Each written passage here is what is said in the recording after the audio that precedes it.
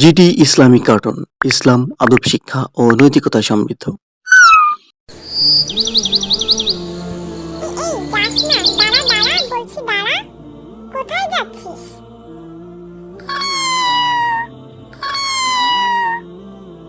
এই তো ধরেছি। মাশাআল্লাহ, কি সুন্দর তুই। হ্যাঁ, আচ্ছা চল, তোকে আমাদের বাড়ি নিয়ে যাই। আজ থেকে তুই আমার বন্ধু। আর তোর একটা নাম দেওয়া দরকার। কি নাম দেওয়া যায়? পেয়েছি, মিকি। তোর নাম আজ থেকে মিকি।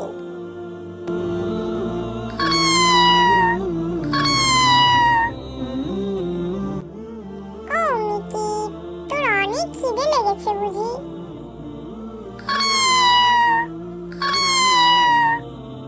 চল চল, ঘরে নিয়ে গিয়ে তোকে খাবার দিই।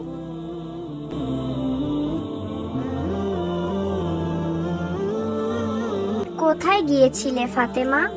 আর তোমার সাথে এই বিড়ালটা কার? আসলে মা, ওকে আমি রাস্তা থেকে নিয়ে এসেছি। ও অনেক সুন্দর, দেখো মা। আর ওর অনেক ক্ষুধাও লেগেছে। ওকে কিছু খেতে দিবে? ফাতেমা, তুমি তো জানোই আমাদের নিজেদেরই টানাটানি, তারপর আবার কোথা থেকে বিড়ালটা নিয়ে এসেছো? ওকে ছেড়ে দাও বলছি। না মা, ওকে আমি ভালোবাসি। ওকে তাড়িয়ে দিও না মা। আমি না হয় আমার খাবার থেকেই ওকে খাওয়াবো। কি যে করো না ফাতেমা তুমি, যদি মাছ খেয়ে ফেলে তাহলে কিন্তু ওকে আর রাখবো না বলে দিলাম। এই মিকি, শুনেছিস? কোনো খাবারে যেন মুখ না দেওয়া হয়, বুঝলি?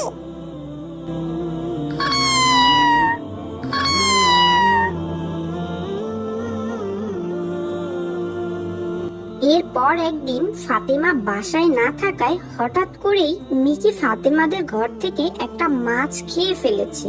এর মধ্যেই রহিমা বেগমও চলে এসেছে। সে তো দেখে ভারী রেগে গেছে। খেয়ে ফেললো রে, খেয়ে ফেললো, সব মাছ খেয়ে ফেললো। ফাতেমা, ফাতেমা কোথায় যে গেল? এই বিড়াল, যা যা, হুস হুস। আর কখনো যদি আসিস তাহলে মারবো কিন্তু। আজকের মতো ছেড়ে দিলাম, দূর হ। আজ ফাতেমা আসুক ঘরে।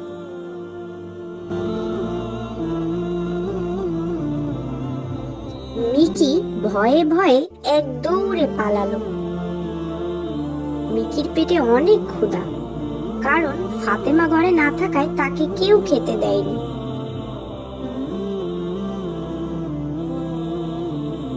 মিকি হাঁটতে হাঁটতে একটা বাড়ি দেখলো। সেখানে গিয়ে সে মাছ ভাজার ঘ্রাণ পেয়ে বাড়ির মধ্যে যখনই ঢুকলো,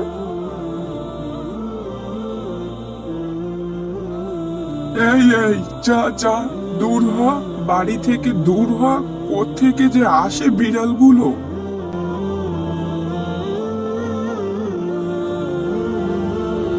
মিকিকে সেই বাড়ি থেকেও তাড়িয়ে দিল। মিকির মন খুবই খারাপ।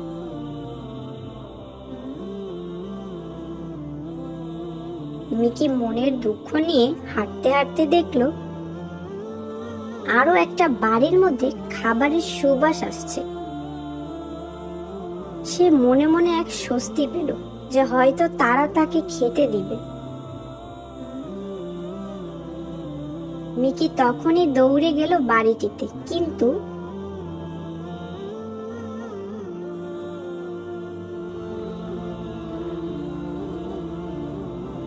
যা যা যা, আজ মেরেই ফেলবো। খাবার নষ্ট করতে এসেছিস? দূর হ, দূর হ বলছি। দেখি লাঠি কই, লাঠি কই? মিকি মন খারাপ করে সেখান থেকেও কোনো রকমে জীবন নিয়ে পালিয়ে এলো।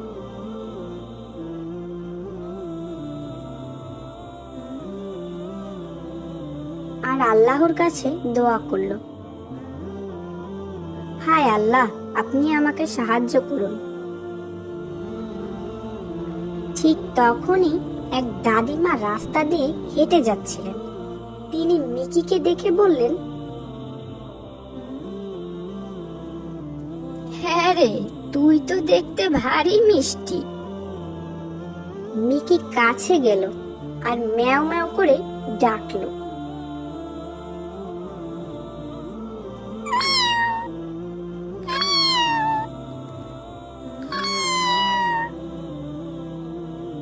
কোথা থেকে এলি তুই?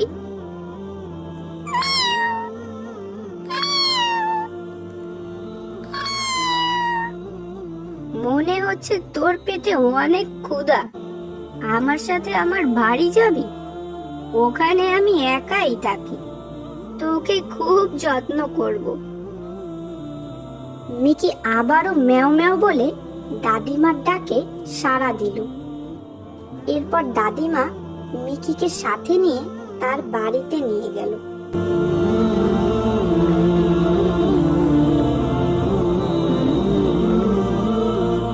এবং মিকি তার বাড়িতে বেশ মজার সাথে দিন পার করতে লাগলো।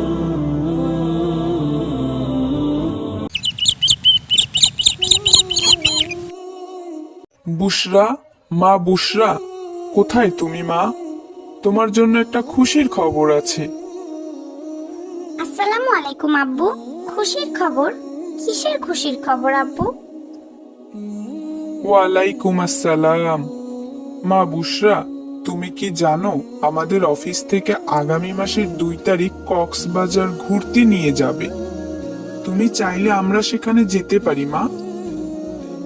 আসলে আব্বু, আমরা তো গত মাসেই কক্সবাজার থেকে ঘুরে আসলাম। অযথা টাকা খরচ করার দরকার নেই আব্বু।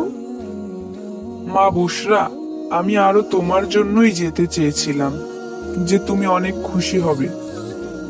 আর তুমি এই বলছো? না আব্বু, তুমি ভুল বুঝছো আমাকে। আমি অনেক খুশি হয়েছি, কিন্তু সামনেই তো আমার ফাইনাল এক্সাম, তাই আর কি যেতে চাইছিলাম না। আচ্ছা মা, তুমি মনোযোগ দিয়ে পড়াশোনা করো। আমরা তোমার এক্সামের পর আবার ঘুরতে যাব, কেমন? কেউ চায় আর কেউ চাইলেও পায় না। আল্লাহ পাক যাকে দেয় তাকে অনেক কিছুই দেয়, আর যাকে দেয় না তাকে কিছুই দেয় না। আমাকেও দেখো, আজ আমার বাবা মা বেঁচে থাকলে আমারও তো কত শখ আল্লাহ তারা পূরণ করতেন। ঘুরতে যাওয়া তো দূরের কথা, দুবেলা ঠিক মতো খেতেই কষ্ট হয়ে যায়। খাদিজা, ওখানে দাঁড়িয়ে কি দেখছিস? এদিকে আয় তো, একটু কাজ করে দে তো। এই তো আসছি আপামনি।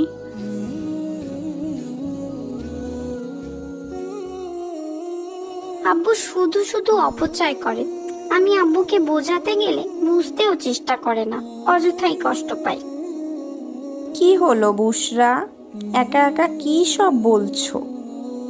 দেখো না মা, আমরা কত মাসেই না কক্সবাজার গেলাম, তবু আব্বু আজকে আবার কক্সবাজার পিকনিকে যাওয়ার কথা বলছিল।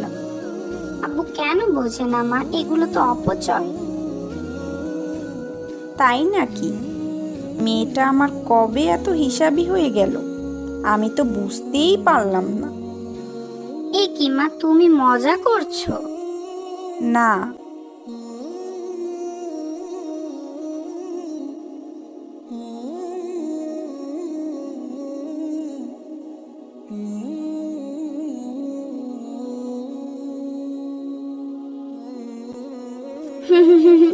ঠিকই বলেছ। এখন আমার মাদ্রাসায় যাওয়ার সময় হয়ে গিয়েছে মা, আমি মাদ্রাসায় গেলাম। আসসালামু আলাইকুম। ওয়ালাইকুম আসসালাম। সাবধানে যেও বুশরা মা, আল্লাহ হাফিজ।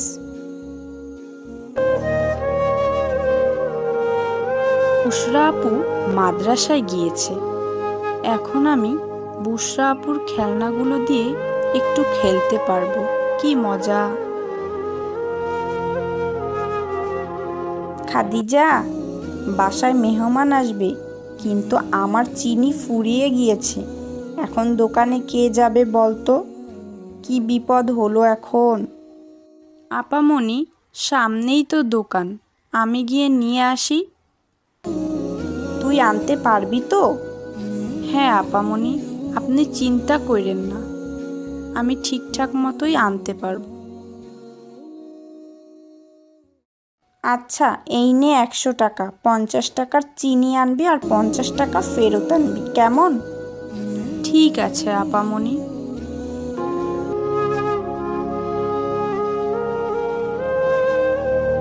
আসসালামু আলাইকুম চাচা, আমাকে 50 টাকার চিনি দিবেন? ওয়ালাইকুম আসসালাম। এই নাও চিনি। বুশরা, মা বুশরা, কোথায় গেলে?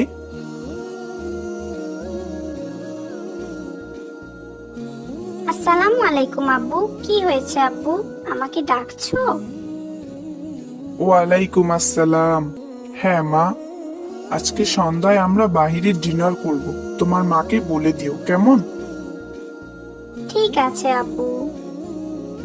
ইস, আজ যদি আমার আব্বু আম্মু বেঁচে থাকতেন, তাহলে আমিও তাদের সাথে আজ বাইরে খেতে যেতে পারতাম, কতই না মজা হতো।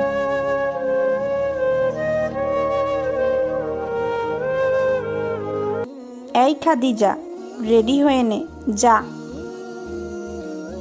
কেন আপামনি, আমাকে আপনি মাফ করে দেন আপামনি, আপনারা ছাড়া আমার তো কেউ নাই। আপনাদের এখানে থাকলে তাও আমি দুবেলা দুমুঠো খেতে পারি, খেলা করতে পারি। আপনারা আমাকে কত ভালোবাসেন।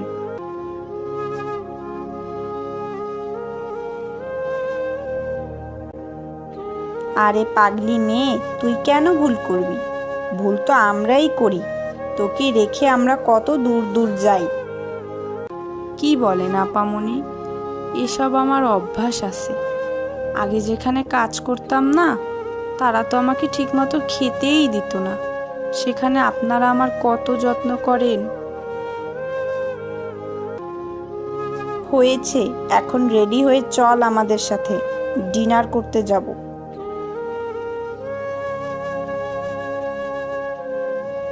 কি বলছেন আপামনি? ঠিকই বলছি। তুই যখন একা একা বিড়বিড় করে বলছিলি যে তোর বাবা মা বেঁচে থাকলে তোরও কত শখ পূরণ করত, তখন আমি শুনে ফেলেছিলাম।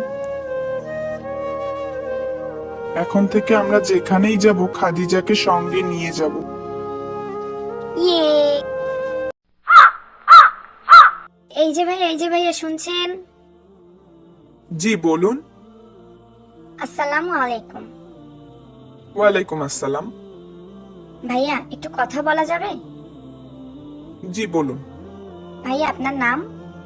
আব্দুর রহমান। তো রহমান ভাই, আপনি কি রোজা রেখেছেন? জি আলহামদুলিল্লাহ, আমি রোজা রেখেছি। আপনাকে একটা চ্যালেঞ্জ দেওয়া হবে, আপনি যদি চ্যালেঞ্জটা পূরণ করতে পারেন তাহলে এই 1 লক্ষ টাকা আপনাকে দেওয়া হবে। আপনি কি চ্যালেঞ্জটি নিতে ইচ্ছুক? জি বলুন, কি চ্যালেঞ্জ? আমার হাতে যে পানির বোতলটি দেখছেন, সেটা থেকে আপনাকে 1 ঢোক পানি খেতে হবে, ব্যাস এতটুকুই। কি বলছেন? আপনাকে তো বললামই আমি রোজা আছি, তারপরেও আবার এভাবে কি ধরনের কথা বলতে পারেন? ভাই, আপনি তো শুধু 1 ঢোক পানিই খাবেন, এ আর এমন কি? এ আর এমন কি মানে? 1 ঢোক পানি খেলেই তো আমার রোজা ভেঙে যাবে। ভাইয়া, 1 ঢোক পানি খেলেই 1 লক্ষ টাকা আপনার হয়ে যাবে। সামনে ঈদ, মন মতো শপিং করতে পারবেন, বুঝে শুনে উত্তর দিবেন, আর পরে আপনি রোজাটা কাজা করেও নিতে পারবেন। এমন সুযোগ কিন্তু বারবার পাবেন না ভাইয়া। আরে রাখেন তো আপনার 1 লাখ টাকা, ইচ্ছা করে রোজা ভাঙলে তার কাফারা দিতে হয়। তাছাড়া রোজা রাখার আগেই যদি আমার মৃত্যু হয়, তাহলে আপনি কি আমার পাপের শাস্তি বহন করবেন? ভাইয়া, এমন সুযোগ হাতছাড়া করবেন না। আপনি একজন মুসলিম হয়ে কিভাবে এসব ধরনের কথা বলতে পারেন? আমার তো সন্দেহ হচ্ছে আপনি কি আসলেই মুসলিম। ইচ্ছা করে রোজা ভাঙার শাস্তি কতখানি কঠিন তা কি আপনি জানেন না? একজন খাঁটি মুমিন কখনোই কোটি টাকার জন্য হলেও তার রোজা ভাঙে না। সরুন বোন, আমাকে যেতে দিন। আপনি শিওর আপনি চ্যালেঞ্জটি নেবেন না? অবশ্যই না। ওকে ভাইয়া।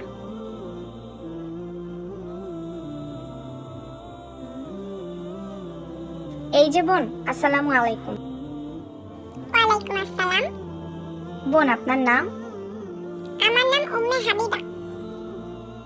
আপনি কি রোজা আছেন? জি অবশ্যই। বোন, আপনাকে আমরা একটি চ্যালেঞ্জ দিব। যদি আপনি চ্যালেঞ্জটিতে জিততে পারেন তবে আপনাকে আমরা 1 লক্ষ টাকা পুরস্কার হিসাবে দিব। আপনি কি চ্যালেঞ্জটি নিতে ইচ্ছুক? 1 লক্ষ টাকা? ওয়াও, আমাকে কি করতে হবে বলুন? আপনি জাস্ট এই বোতল থেকে 1 জগ পানি খাবেন, ব্যাস এতটুকুই। মাত্র 1 জগ পানি খেলে 1 লক্ষ টাকা আমার? এই টাকাগুলো আবার জাল নয় তো? জি না আপু, এই টাকাগুলো পুরোই আসল। এটা জাস্ট রোজা কেন্দ্রিক একটা চ্যালেঞ্জ রেখেছি আমরা। আর আপনি যদি এই 1 ঢোক পানি খান তবে আগামী 5 মিনিট পর এই টাকাগুলো আপনার হয়ে যাবে। সামনে ঈদ, অনেক শপিং করতে পারবেন। আপনি শিওর আমি 1 জগ পানি খেলেই আপনি এই টাকাগুলো আমাকে দিয়ে দিবেন? এটা আবার প্র্যাঙ্ক নয় তো? না না, এটা কোনো প্র্যাঙ্ক নয়। আপনি জাস্ট পানি খেলেই আপনাকে টাকাগুলো দিয়ে দেওয়া হবে। ওকে, আমি রাজি। একটা রোজারই তো ব্যাপার, পরে কাজা করেও নেওয়া যাবে। জি অবশ্যই। এই যে নিন পানির বোতল। আপনার কি মাথা খারাপ নাকি? সামান্য 1 লাখ টাকার জন্য আপনি রোজা ভেঙে ফেলবেন? 1 লাখ টাকা সামান্য? সামান্য নয় তো কি? একটি রোজার কাছে পৃথিবীর সব মূল্যবান জিনিসও তুচ্ছ। তাহলে আপনি আমাকে 1 লাখ টাকা দিন তো। আপনাকে কেন টাকা দিতে যাব? তাহলে আমাকে বাধা দিচ্ছেন কেন? একজন মুমিন হিসেবে আপনাকে অন্যায় থেকে বিরত রাখা আমার কর্তব্য। আমি তো আমার রোজা ভাঙবো, তাতে আপনার সমস্যা কি? নাকি আমি 1 লক্ষ টাকা পেয়ে যাব তাতে আপনার হিংসে হচ্ছে? সরুন তো, আমাকে আমার কাজ করতে দিন। ভাইয়া থামুন। আমরা একটা ভিডিও করছিলাম যেখানে আমরা প্রকৃত মুমিন খুঁজছিলাম। এতক্ষণ যা দেখেছেন তা সবই সাজানো। ভাইয়া, আমাদের এই চ্যালেঞ্জে আপনি জিতে গেছেন, তাই আমাদের পক্ষ থেকে এই নগদ 1 লক্ষ টাকা আপনার। তার মানে রোজা ভাঙার বিষয়টি সম্পূর্ণই সাজানো ছিল? জি ভাইয়া, পুরোটাই সাজানো। এই 1 লক্ষ টাকা আপনার সততার পুরস্কার। আলহামদুলিল্লাহ।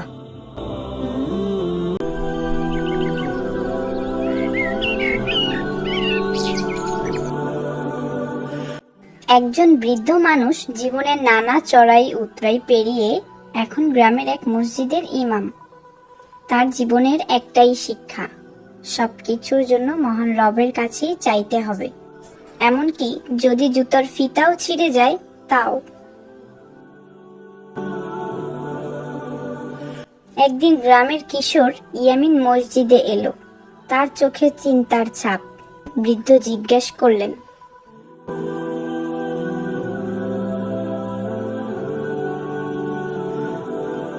কি হয়েছে ইয়ামিন? তোমাকে এমন বিমর্ষ দেখাচ্ছে কেন? ইয়ামিন মাথা নিচু করে বলল, আমার বাবার দোকানে লোকসান হয়েছে। মা বলল হয়তো এবার আমাকে পড়াশোনা ছেড়ে বাবার সঙ্গে দোকানে বসতে হবে। বৃদ্ধ মৃদু হেসে বললেন, তোমার রব কি তোমার সমস্যা জানেন না? তুমি কি কখনো আল্লাহর কাছে বলেছো যে তুমি পড়তে চাও? জি, আমার রব আমার সব সমস্যাই জানেন কাকা। দেখো ইয়ামিন, রাসূল সাল্লাল্লাহু আলাইহি সাল্লাম বলেছেন, এমনকি যদি তোমার জুতার ফিতাও ছিঁড়ে যায় তবে সেটার জন্য রবের কাছে চাইতে হবে। কারণ যা কিছু ঘটে সবই তার ইচ্ছায় হয়। তুমি যদি সত্যিই পড়তে চাও তবে 5 ওয়াক্ত নামাজের পর একাগ্র চিত্তে রবের কাছেই চাইবে আর নিজের চেষ্টা চালিয়ে যাবে। দেখবে ইনশাআল্লাহ তুমি সফল হবে। ইয়ামিন গভীরভাবে চিন্তা করল। পরের দিন থেকে সে নতুন উদ্যমে পড়াশোনা চালিয়ে যেতে লাগলো। পাশাপাশি প্রতিটি নামাজ শেষে দোয়া করত, হে আল্লাহ, আমাকে পড়াশোনা চালিয়ে যাওয়ার শক্তি দিন, বাবার ব্যবসার জন্য বরকত দিন। কয়েক মাস পর আশ্চর্যজনকভাবে তার বাবার ব্যবসা ঘুরে দাঁড়ায়। ইয়ামিনের পড়াশোনা আর বন্ধ করতে হয়নি। একদিন সে ওই বৃদ্ধকে গিয়ে বলল, আপনার কথা সত্যি হয়েছে কাকা, আল্লাহ আমার দোয়া কবুল করেছেন। বৃদ্ধ মুচকি হেসে বললেন, এই শিক্ষাটা তোমার জীবনের জন্য রেখে দাও ইয়ামিন। যা চাওয়ার রবের কাছেই চাইবে, কখনো হাল ছেড়ো না।